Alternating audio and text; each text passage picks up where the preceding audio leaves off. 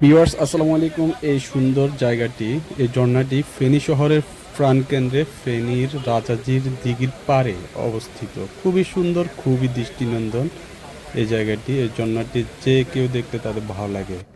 ফেনীর সাধারণ মানুষ অবসর সময় এখানে বসে গল্প গুজব আড্ডায় ব্যস্ত থাকেন। খুবই সুন্দর একটি জায়গা, পাশে তো সুন্দর একটি দিঘি আছেই। ফেনী শহরের সকল সৌন্দর্য যেন আছড়ে পড়েছে এই পানিতে, খুবই ভালো লাগে এখানে।